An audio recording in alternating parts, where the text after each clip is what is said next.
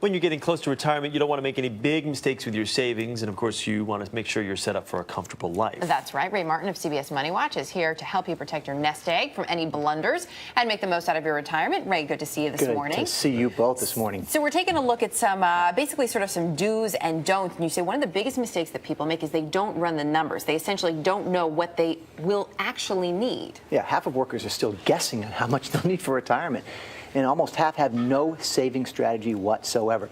The average amount of retirement income folks need is about $60,000 a year. That means at retirement they'll need about $1.5 million saved. You need to have a saving strategy each year on how much you'll need to get there. Obviously, the longer time you have, you can plan and make it happen for yourself. But you got to have a strategy. You got to have a plan. It's like taking a trip and having no idea where you're going to end up. So use that calculator. Yeah, There's right. also those people out there that say, I'm not going to retire. I'm just going to continue to work. That's I love to work.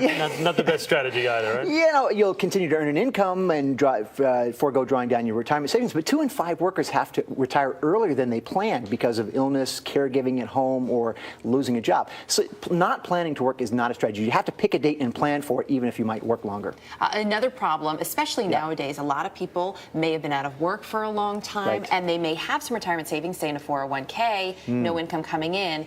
Do not raid that 401k though, right? Don't borrow from yourself. Don't cash out your retirement savings. 1 in 10 take loans. Over 30% of younger workers cash out their retirement savings when they leave their job because it's a small balance. But the compounding effect on that at retirement is huge.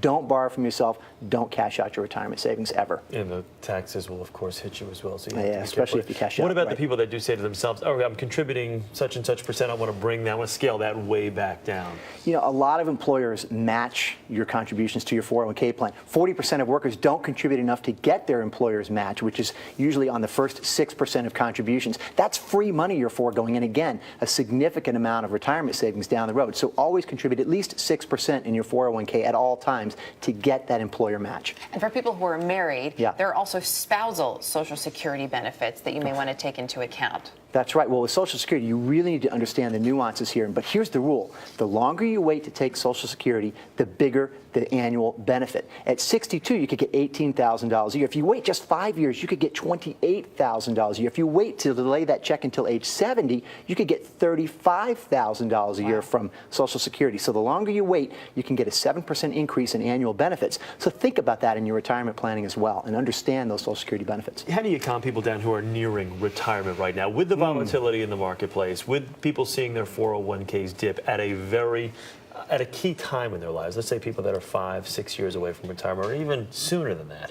We were just talking about that, Chris, back in the production room before the segment. And folks that are saying, look, I've worked decades and now this is how it's going to end when I'm in my 60s.